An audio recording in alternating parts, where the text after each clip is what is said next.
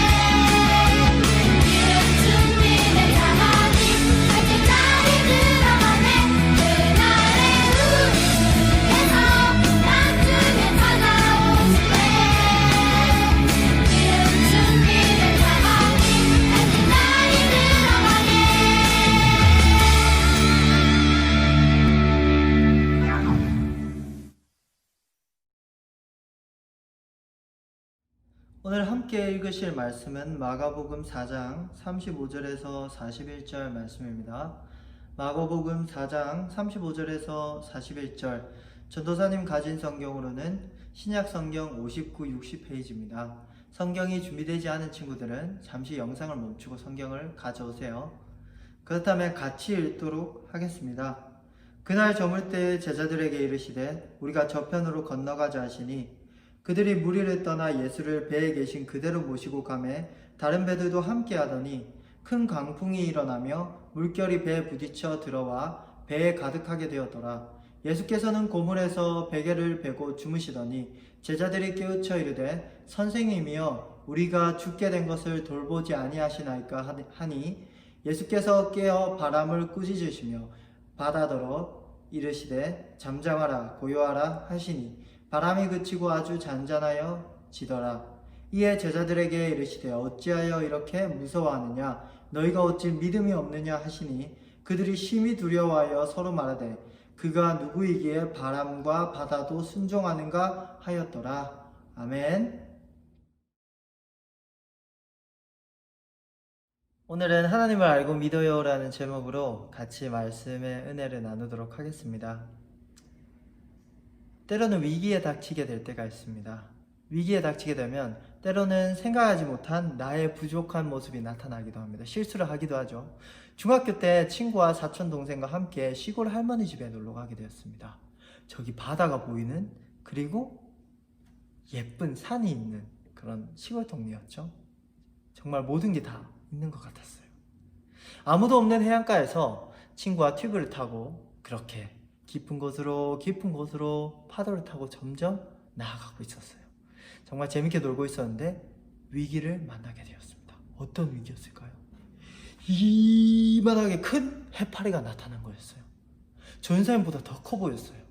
전사님이 가장 먼저 발견했죠. 전사님은 어떻게 반응했을까요? 해파리다! 라고 그렇게 외쳤어요. 그리고 머릿속에는 그렇게 생각했어요. 빨리 도망, 지금 당장 도망가야 돼! 라고 그렇게 생각을 했어요. 너무나도 놀라서 겁에 질려서 전도사님은 사촌 동생과 친구를 버리고 해파리다! 라고 외치고 0.5초 만에 혼자 도망가기 시작했습니다. 혼자 배웅으로 막 도망가다가 해변에 도착해서 정신을 차리니까 저기서 친구하고 사촌 동생이 막 살려달라면서 왜 버리고 가냐고 그렇게 오고 있었습니다. 전도사님 그때 깨달았죠. 내가 실수했구나. 아무리 위기 상황이어도 내가 사촌 동생과 친구를 도와줘야 되는데 혼자 도망쳤구나. 비겁하게도. 여러분은 위기에 처한 적이 있나요? 어떤 모습을 보였나요? 전도사님처럼 실수를 한 적은 없나요? 오늘 말씀의 제자들은 위기에 처했습니다. 배를 타고 저기 다른 곳으로 건너가다가 풍랑을 만나게 되었죠. 그래서 바람이 불고 파도가 치고 배에 물이 차고 다 죽게 되었다고 생각하며 너무 피곤해서 잠을 자고 있는 예수님을 막 깨워요. 위기 속에 죽을 것 같다고 도와달라고 그렇게 말하죠. 예수님은 이렇게 말씀하십니다. 어찌하여 이렇게 무서워하느냐? 너희가 어찌 믿음이 없느냐? 라고 그렇게 말씀하십니다.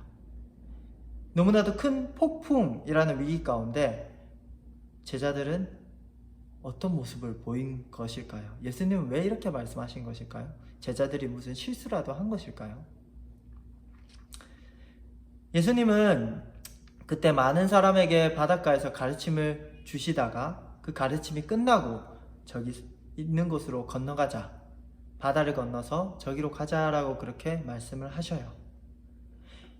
예수님은 배에서 타고 사람들에게 가르침을 주고 있었죠. 해안가에. 왜냐하면 많은 사람들이 왔기 때문에, 몰려들기 때문에 제대로 가르치기 위해서는 배에서 가르치는 게 나았기 때문인 것 같습니다.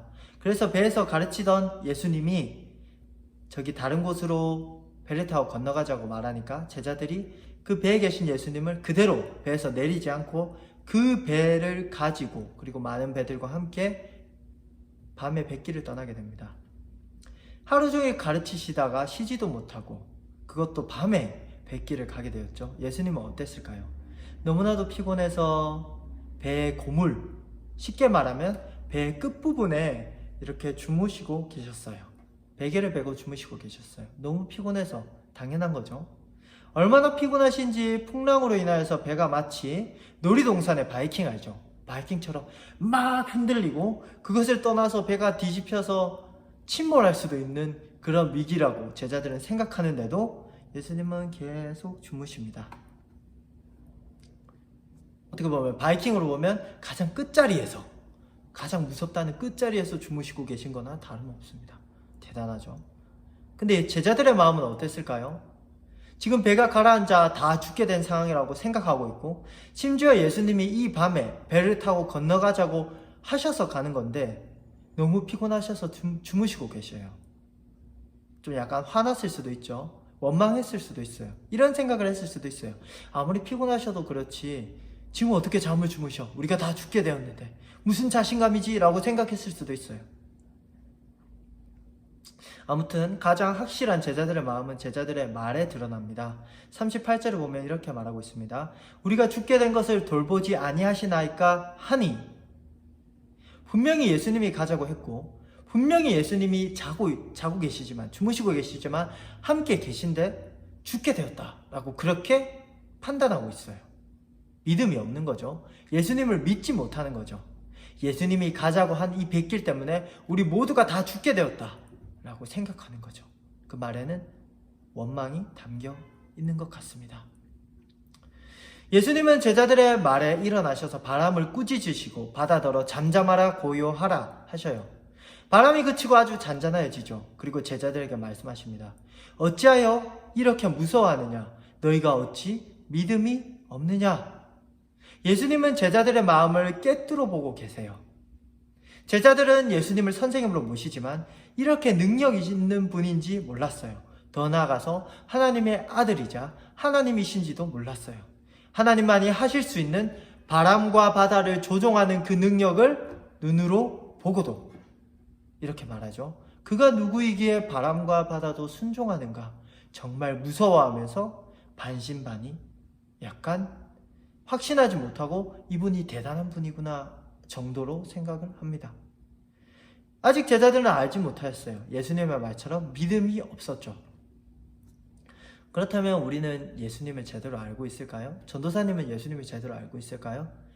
이 말씀을 듣고 있는 여러분은 예수님을 제대로 알고 있나요?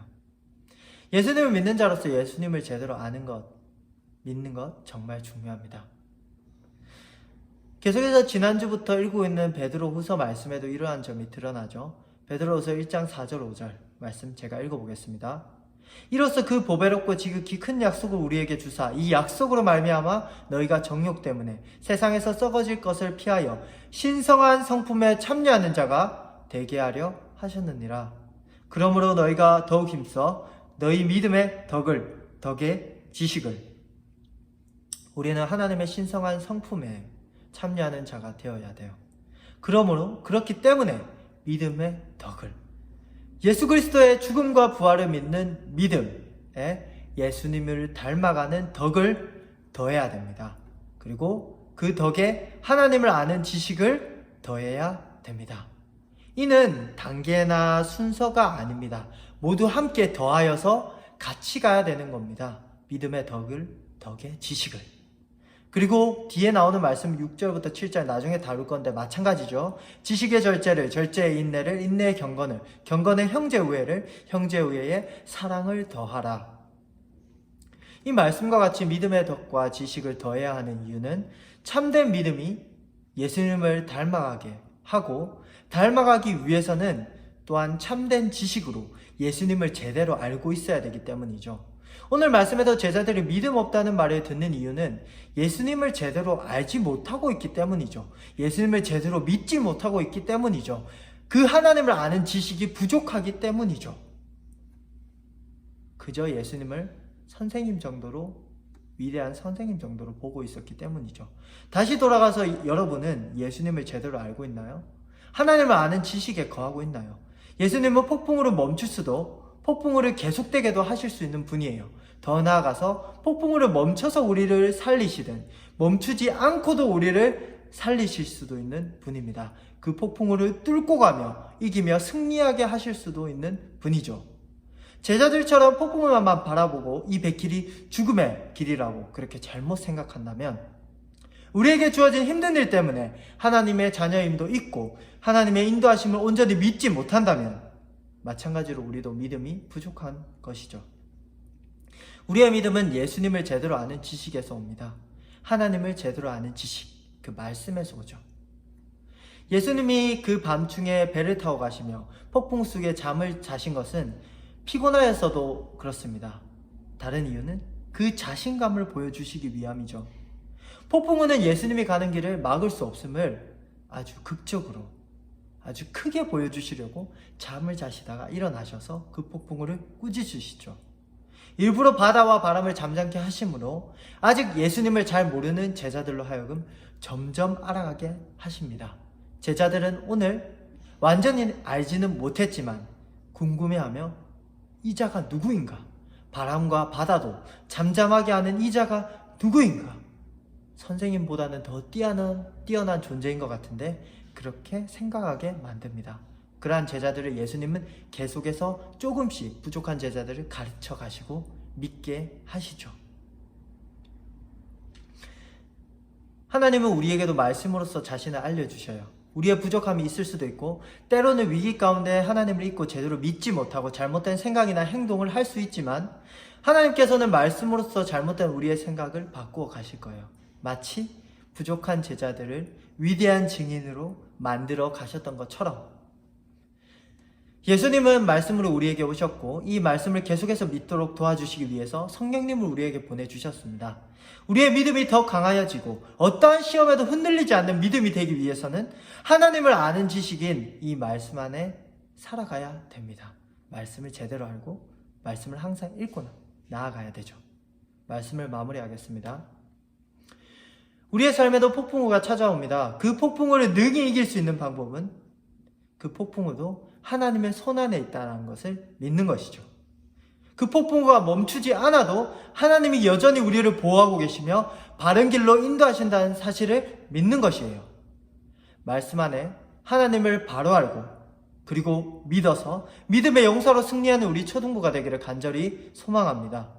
하루하루 말씀으로 하나님을 더 알아가며 하나님 앞에 더욱더 나아가는 우리 초등부가 되기를 간절히 소망합니다. 기도하겠습니다. 하나님 아버지 감사합니다. 제자들의 부족한 모습처럼 저희도 때로는 하나님을 온전히 믿지 못하고 나아가는 모습을 보일 때가 있습니다.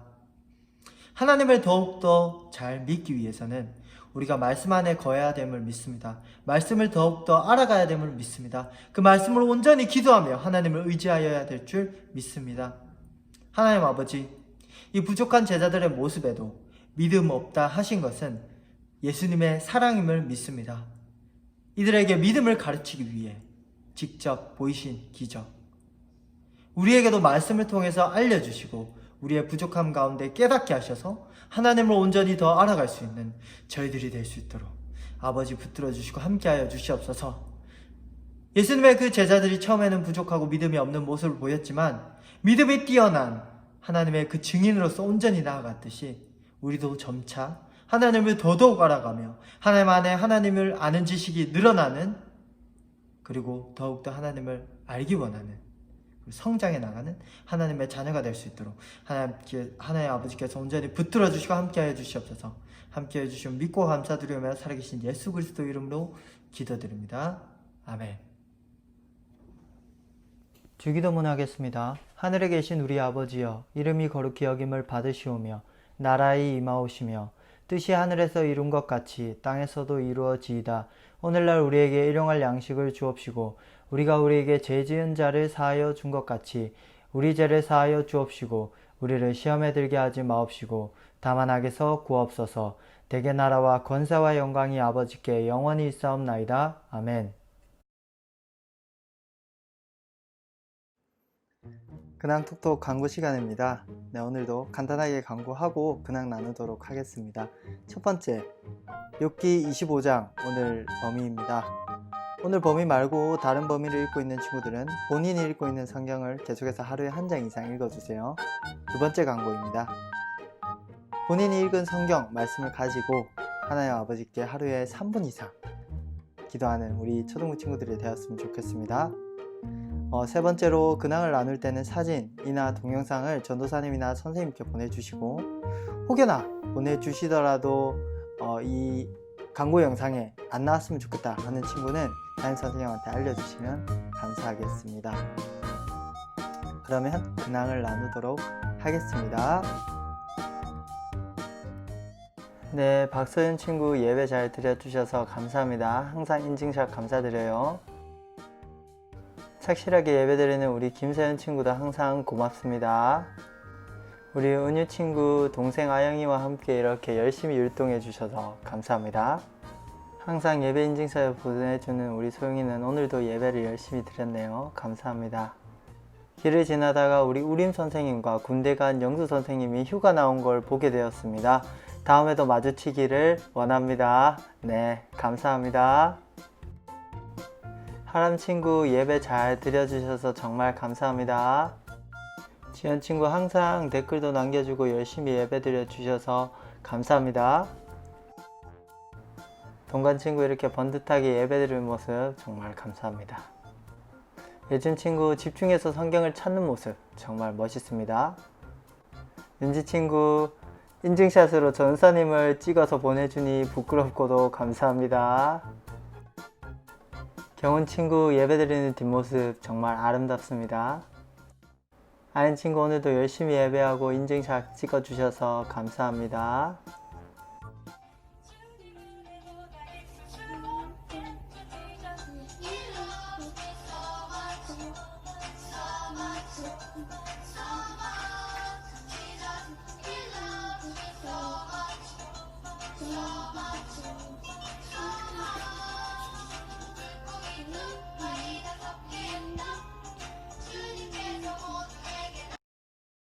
댓글을 남겨준 우리 아임 친구, 지원 친구, 그리고 하라 친구, 아란 친구, 현지 친구, 여원 친구, 그리고 이정은 집사님, 그리고 성로이 친구 감사합니다.